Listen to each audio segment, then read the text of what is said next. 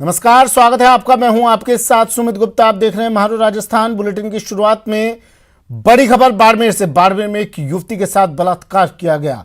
दिन दहाड़े घर में घुसकर इस रेप की वारदात को अंजाम दिया गया। ग्रामीणों ने आरोपी का पीछा किया, आरोपी को पकड़ा और पुलिस के हवाले कर दिया। पुलिस ने आरोपी को गिरफ्तार कर लिया है। शिव थाना इलाके का ये पूरा मामला एक बार फिर मरुधरा शर्मसार। एक बार फिर राजस्थान में बलात्कार की वारदात। बड़ी खबर बाड़मेर से, युवती से रेप।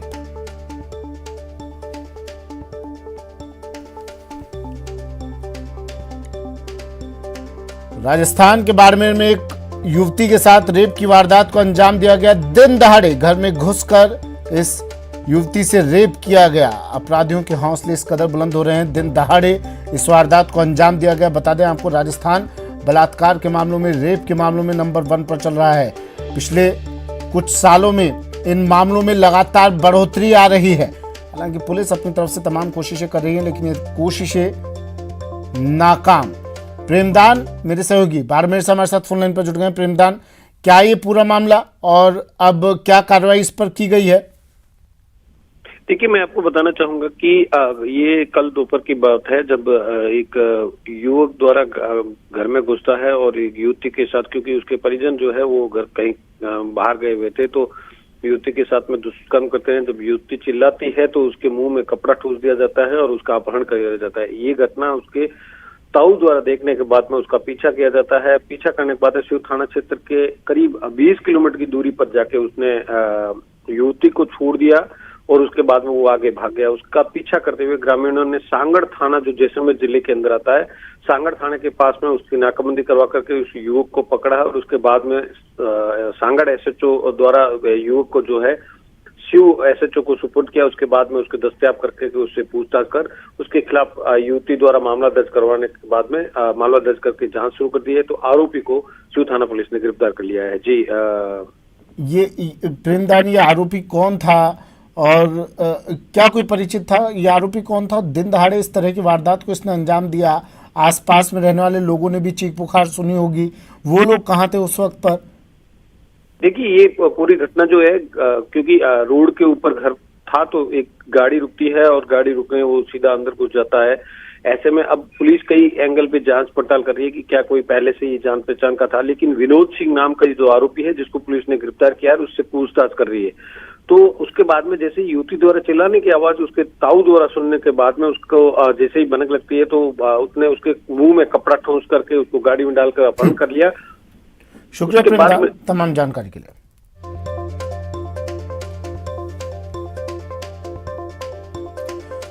बढ़ते हैं अगली खबर की ओर। बात कोटा स्कूली छात्रा की हत्या के मामले की। आरोपी गौरव जैन के खिलाफ कोर्ट में चालान पेश होगा। करीब 1000 पेज का चालान तैयार कर लिया गया है, जिसे कोर्ट में पेश किया जाएगा।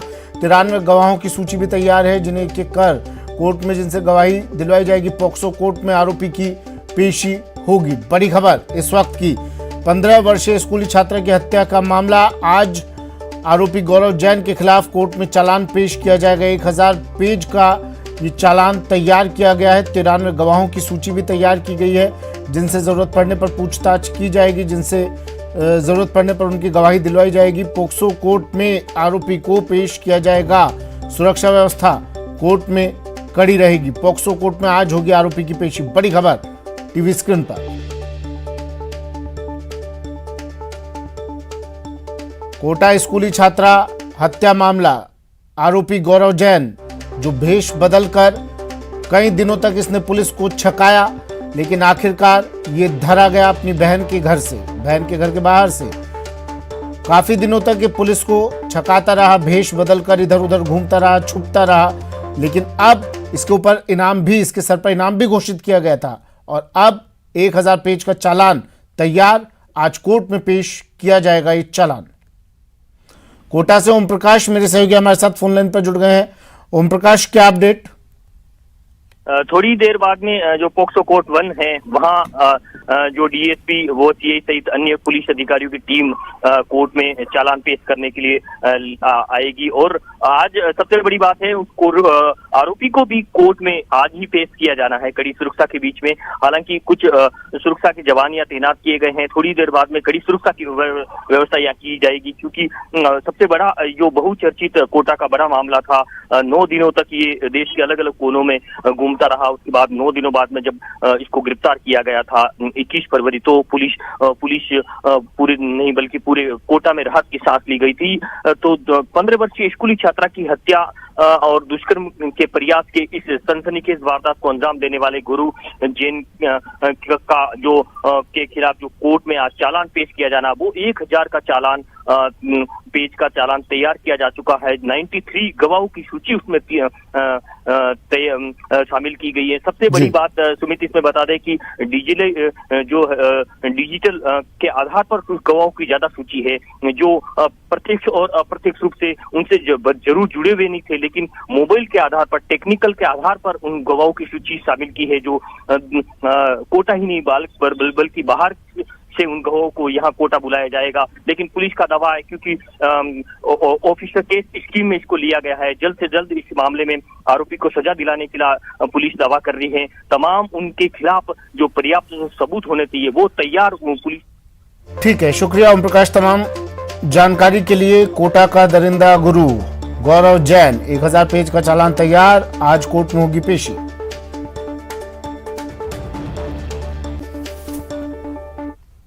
एक और बड़ी खबर है, जयपुर में 2 नाबालिग बच्चियों के गायब होने का मामला। जयपुर पुलिस को दोपहर 12 बजे तक का अल्टीमेटम, अगर बच्चा नहीं मिली तो वकील रास्ता जाम कर देंगे। हाईकोर्ट और सेशन कोर्ट के बाहर रास्ता जाम किया जाएगा। हाईकोर्ट बार, जयपुर बार और डिस्ट्रिक्ट बार ने यह अल्टीमेटम दे दिया है। वकील अवधेश कुमार पुरोहित की ये बेटियां हैं जो 3 फरवरी से गायब हैं। जयपुर में 2 नाबालिग बच्चियों के गायब होने का मामला।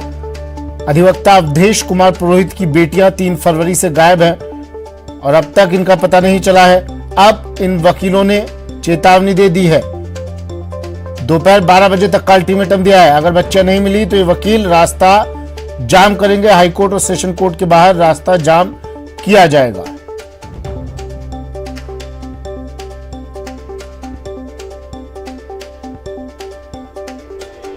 तो हाईकोर्ट और सेशन कोर्ट के बाहर, हाईकोर्ट बार, जयपुर बार और डिस्ट्रिक्ट बार के अधिवक्ता रास्ता जाम करेंगे। अल्टीमेटम दे दिया है। अगर बच्चियां नहीं मिलती हैं तो ये दोपहर 12 बजे तक का अल्टीमेटम दिया है जयपुर पुलिस को अधिवक्ताओं ने। बता दें आपको, अवधेश कुमार पुरोहित जो अधिवक्ता हैं, वकील हैं, उनकी बेटियां 3 फरवरी से गायब हैं। 2 नाबालिग बच्चियां 3 फरवरी से, यानी तकरीबन 2 महीने हो गए हैं। और अब जब वो बच्चियां नहीं मिली, पुलिस की कार्रवाई आगे नहीं बढ़ी, तो ये वकील अब रास्ता जाम करने की चेतावनी दे रहे हैं। एक और बड़ी खबर, रेहाना रियाज आज धौलपुर जाएंगी। राजस्थान महिला आयोग के अध्यक्ष रेहाना रियाज धौलपुर जाएंगी। आज गैंगरेप पीड़िता के परिवार से रेहाना मिलेंगी यहां पर, और रेहाना रियाज ने कहा है कि ऐसे मामलों में तुरंत कार्रवाई हो। ये एक शर्मनाक घटना है। रेहाना ने साथ ही भी कहा, रेहाना रियाज ने, पीड़ित परिवार की हर संभव मदद की जाएगी।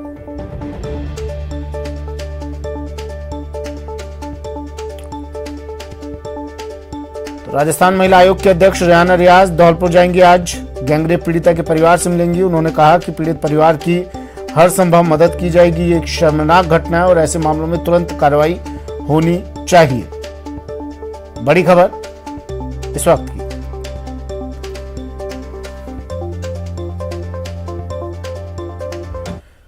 जयपुर में युवक की हत्या का खुलासा हो गया है। युवक की हत्या का खुलासा पुलिस ने कर दिया है। पत्नी से अवैध संबंधों के शक में यह हत्या की गई थी।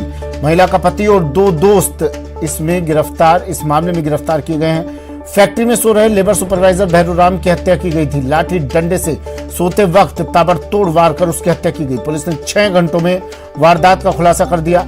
शिवदासपुरा थाना इलाके में युवक की हत्या का ये खुलासा।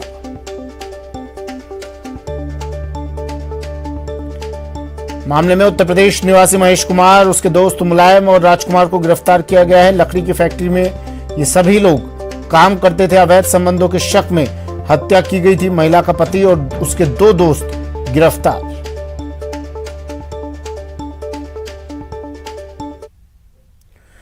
और एक और बड़ी खबर आ रही है श्रीगंगानगर से, जहां भीषण सड़क हादसा हुआ है। सूरतगढ़ में 28 पीबीएन इलाके में यह हादसा हुआ है। सड़क पार कर रहे 2 किशोर कार की चपेट में आ गए। घटना में 16 वर्षीय एक किशोर की मौत हो गई, एक घायल।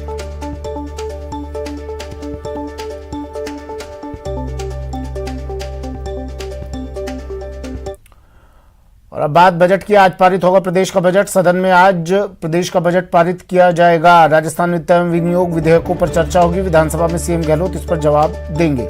आज शाम 5 बजे मुख्यमंत्री अशोक गहलोत जवाब देंगे। जवाब में सीएम महत्वपूर्ण घोषणाएं भी कर सकते हैं। सीएम गहलोत से पहले नेता प्रतिपक्ष बयान देंगे। प्रदेश का बजट पारित होगा आज। राजस्थान वित्त एवं विनियोग विधेयकों पर चर्चा होगी। विधानसभा में मुख्यमंत्री अशोक गहलोत जवाब देंगे। शाम 5 बजे कई महत्वपूर्ण घोषणाएं इस दौरान कर सकते हैं, लेकिन मुख्यमंत्री से पहले नेता प्रतिपक्ष बयान देंगे।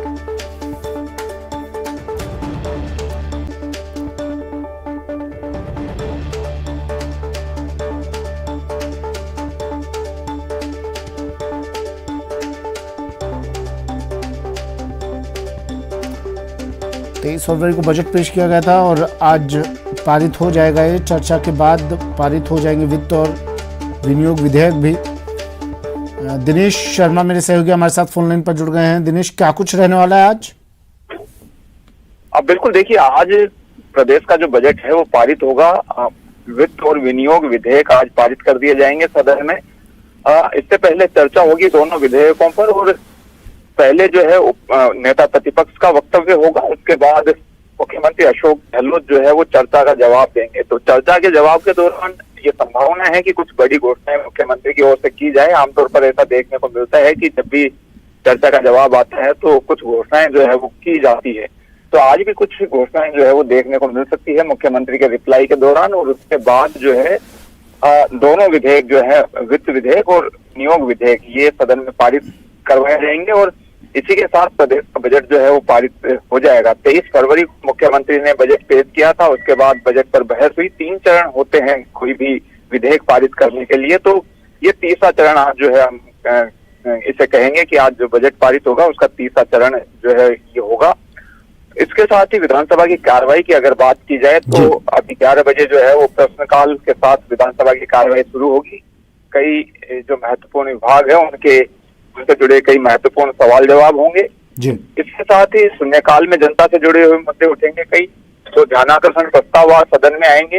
इसके साथ ही अभी देखिए बात की जाए तो विपक्ष की ओर से अभी हालांकि रणनीति तैयार की जाएगी, लेकिन ऐसा माना जा रहा है कि वैभव गहलोत से जुड़ा हुआ मामला और साथ ही तालासर से जुड़ा हुआ मामला आज भाजपा जो है वो सदन में उठा सकती है। भाजपा के विधायक जो है वो उसे लेकर अभी रणनीति तैयार करेंगे। किस तरह की रणनीति होती है ये देखने वाली बात होगी। लेकिन आज 4 दिन के अवकाश के बाद आज सदन की कार्रवाई शुरू होने वाली है। तो माना यह जा रहा है कि अगर विपक्ष रणनीति तैयार करता है इन मसलों को लेकर तो सदन जो है वो हंगामेदार रह सकता है।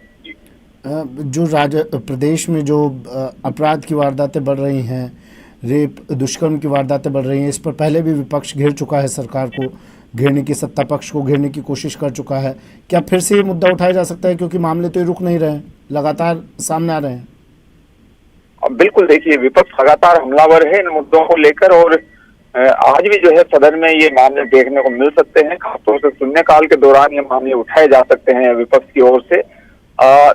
हाल ही में जो एक प्रकरण सामने आया है वैभव गहलोत से जुड़ा हुआ, उसे लेकर सदन में जो है वो विपक्ष द्वारा उठाने की कोशिश की जा सकती है। इसके साथ ही तालासर में जिस तरीके से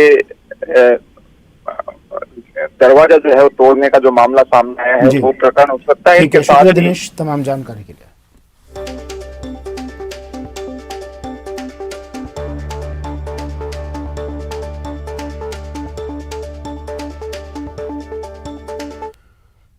और आज देवेंद्र झाझड़िया पद्म भूषण से सम्मानित होंगे। पद्म पुरस्कार पाने वाले पहले पैरा एथलीट होंगे देवेंद्र झाझड़िया। टोक्यो पैरालंपिक में इन्होंने इतिहास रचा था। तीसरा ओलंपिक मेडल जीतकर देवेंद्र झाझड़िया ने इतिहास रच दिया था और आज पद्म पुरस्कार इन्हें दिया जाएगा। एथेंस और रियो ओलंपिक में जीत दर्ज कर चुके हैं, स्वर्ण पदक ले चुके हैं। एथेंस और रियो में 20 साल से अंतर्राष्ट्रीय खेल स्पर्धाओं में देश के लिए देवेंद्र खेल रहे हैं और आज इन्हें सम्मानित किया जाएगा पद्म भूषण से। पहले खिलाड़ी देश के पद्म भूषण पाने वाले देवेंद्र झाझड़िया आज बनेंगे।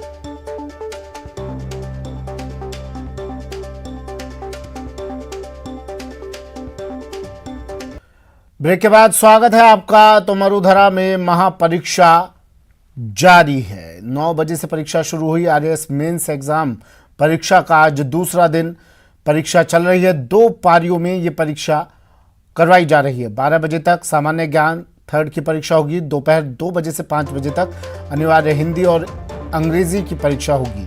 प्रदेश के 113 परीक्षा केंद्रों पर यह परीक्षा आयोजित करवाई गई है। 988 पदों के लिए 20,371 उम्मीदवार पंजीकृत हैं। इस बार सभी संभाग जिला मुख्यालयों पर यह परीक्षा चल रही है।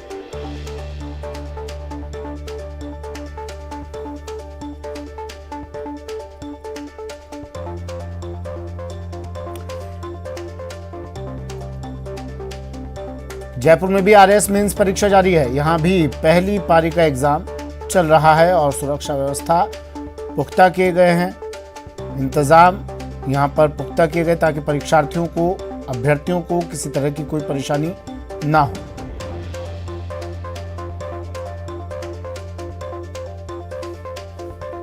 और जयपुर में चल रही परीक्षा का, व्यवस्थाओं का, इंतजामों का जायजा लिया सहयोगी महेश दाधीच ने। सबसे बड़ी प्रशासनिक सेवा है आरएएस और इस परीक्षा में शामिल होने का और इसे क्रैक करने का हर एक अभ्यर्थी का अपना एक सपना होता है। और आरएएस भर्ती परीक्षा में मेंस परीक्षा का आज दूसरा दिन है। 2 सत्रों में आज फिर से परीक्षा होने वाली है। कुल मिलाकर के यहाँ पर जो परीक्षा होगी वो वर्णनात्मक परीक्षा है, जिसमें कि जीके के आज पेपर रहेंगे और लैंग्वेजेस के पेपर आज यहाँ पर रहेंगे। और इसके लिए जो परीक्षार्थी हैं वो परीक्षा केंद्र में दाखिल हो रहे हैं और उन्हें यहाँ पर ठीक तौर पर चेक किया जा रहा है ताकि किसी तरह से परीक्षा में कोई गड़बड़ी या नकल की बात जो है वो नहीं हो सके। इस लिहाज से मेटल डिटेक्टर से तलाशी ली जा रही है। पुलिसकर्मी जो है वो यहाँ पर ठीक तौर पर चेक कर रहे हैं और हर एक परीक्षार्थी को एक निर्धारित ड्रेस कोड में आने की बात लगातार दोहरा रहे हैं। साथ में परीक्षा केंद्र में भीतर आने पर उनका प्रवेश पत्र चेक किया जा रहा है, तो साथ ही में उनके आधार कार्ड से उनके फ़ोटोज़ का मिलान किया जा रहा है। और ये भी कहा गया है कि इस परीक्षा में किसी तरह की जो है नकल की बात यहाँ पर नहीं हो। इस लिहाज से जो परीक्षा केंद्र हैं उसे भी दुरुस्त किए गए हैं। वीडियोग्राफी जो है वो यहाँ पर कराई जा रही है और सिविल डिफेंस की तरफ से ये जो वीडियोग्राफी है उसके लिए हर एक परीक्षा केंद्र पर तैनाती की गई है ताकि किसी तरह से परीक्षा में चूक नहीं रहे। और ये मेंस परीक्षा आज यहाँ पर 2 पारियों में संपन्न होगी और उसके बाद में जो परीक्षार्थी रहेंगे वो इंटरव्यू के लिए अपनी जगह बनाने की कोशिश करेंगे ताकि जो अंतिम चरण है साक्षात्कार का उसे क्रैक कर पाने के बाद में वे आरएएस अधिकारी बन सके, जो उनका ख्वाब है वो पूरा हो सके। तो आज महत्वपूर्ण दिन है और आरएएस मेंस परीक्षा आज 2 सत्रों में यहाँ जारी रहने वाली है। कैमरा पर्सन अविनाश के साथ महेश दाधीच, न्यूज़ 18 जयपुर। राजस्थान लोक सेवा आयोग की ओर से प्रदेश में आयोजित आरएएस मुख्य परीक्षा 2021 का आज दूसरा दिन है। आज 2 पारियों में सामान्य ज्ञान तृतीय और अनिवार्य हिंदी अंग्रेजी विषय का पेपर होना है, जिसे लेकर परीक्षा केंद्रों पर सुरक्षा के भी पुख्ता इंतजाम किए गए हैं। परीक्षा के पहले दिन कहीं से भी नकल और अनुचित साधनों के इस्तेमाल की खबर नहीं आई। अजमेर के परीक्षा केंद्र से ताज़ा हालात की जानकारी दी न्यूज़ 18 संवाददाता अभिजीत दवे ने। प्रदेश की सबसे प्रतिष्ठित आरएएस परीक्षा मुख्य 2021 का आज दूसरा दिन है और दूसरे दिन अभ्यर्थियों का परीक्षा केंद्रों पर पहुंचने का सिलसिला शुरू हो गया है। अजमेर के हम एक परीक्षा केंद्र में मौजूद है जहां पर अभ्यर्थी 8:30 बजे के वक्त के साथ ही प्रवेश मिलना शुरू हो गया और जिस तरीके से डिस्ट्रिक्ट एडमिनिस्ट्रेशन और आरपीएससी की ओर से तैयारियां की गई है, यहाँ पर आप देख सकते हैं एचएचएमडी के जरिए जो है अभ्यर्थियों की फ्रिस्किंग की जा रही है। इसके अलावा सिक्योरिटी पर्सनल जो है वो यहाँ पर तैनात हैं और मेल और फीमेल दोनों कैंडिडेट्स को प्रॉपर उनकी आईडी फोटोग्राफ चेक करने के साथ ही परीक्षा कक्ष में प्रवेश दिया जाएगा। इसके साथ ही 20,371 जो टोटल रजिस्टर्ड कैंडिडेट्स हैं प्रदेश के 113 परीक्षा केंद्रों पर, वो आज दूसरे दिन पहली पारी को यहाँ पर परीक्षा देंगे। जो सामान्य ज्ञान तृतीय का पेपर होगा, सोशल स्टडीज पार्ट 3 का पेपर है, उसके बाद दोपहर 2 बजे से 5 बजे के सेशन में कंपलसरी हिंदी और इंग्लिश का एग्जाम होगा।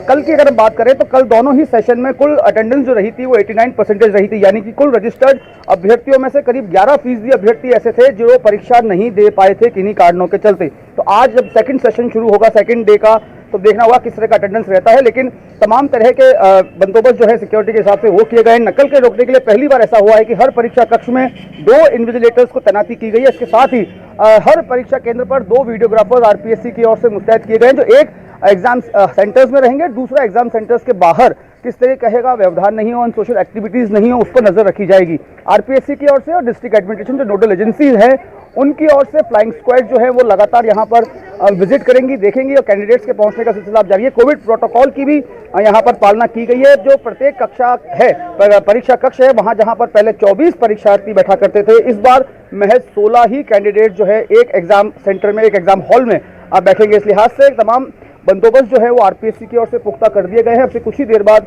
दूसरे दिन की पहली पारी की परीक्षा शुरू होगी और उसके बाद अटेंडेंस निकल कर सामने आएगी। इसमें देखिए 200 से 250 अभ्यर्थी ऐसे हैं जो सुप्रीम कोर्ट के निर्देशानुसार प्रदेश के 113 केंद्रों पर जो है अलग अलग केंद्रों पर परीक्षा दे रहे हैं। ये वो अभ्यर्थी हैं जो प्री एग्जाम्स के रिजल्ट को लेकर असंतुष्ट थे और नए सिरे से परिणाम जारी करने की मांग को लेकर सुप्रीम कोर्ट गए थे, लेकिन सुप्रीम कोर्ट ने फिलहाल उनको परीक्षा में बैठने की अनुमति दी है। आरपीएससी इन कैंडिडेट्स के रिजल्ट को आम रिजल्ट्स के साथ डिक्लेयर नहीं करेगी, सील्ड कवर में ये रिजल्ट रखा जाएगा। अभिजीत दवे, न्यूज़ 18 अजमेर। वहीं कोटा में भी आज दूसरे दिन आरएएस मुख्य परीक्षा आयोजित की जा रही है। शहर में 4 सेंटरों पर 682 परीक्षार्थियों का नामांकन है। हालांकि 91% परीक्षार्थियों की ही मौजूदगी रही। वहीं परीक्षा के सफल आयोजन को लेकर पुलिस का जाब्ता भी तैनात किया गया है। महिला कांस्टेबल भी परीक्षा सेंटर के बाहर तैनात है। भीमगंज मंडी इलाके में एक परीक्षा सेंटर का जायजा लिया न्यूज़ 18 संवाददाता ओम प्रकाश मारू ने। कोटा में आरएएस मुख्य परीक्षा की पहली पारी शुरू होने जा रही है और परीक्षार्थियों को अंदर प्रवेश दिया जा चुका है। भीमगंज मंडी इलाके के जवाहरलाल नेहरू स्कूल में अभी हम खड़े हैं। यहाँ तस्वीरों में आप देख सकते हैं, यहाँ पुलिस का जाब्ता भी मौजूद है और तमाम तरह की व्यवस्था की गई है और जो परीक्षार्थी अंदर प्रवेश कर रहे हैं उनसे लोकसभा अध्यक्ष ओम बिरला कुछ कह रहे हैं, सुनवा देते हैं। ये हमारे देश की संस्कृति संस्कार है और इस आज़ादी के अमृत वर्ष में हम चाहते हैं कि ये संस्कृति और संस्कार और डेवलप हो ताकि हम सामूहिकता के साथ हर गरीब के दुख को दूर कर सकें। ठीक है, अब बताओ जी।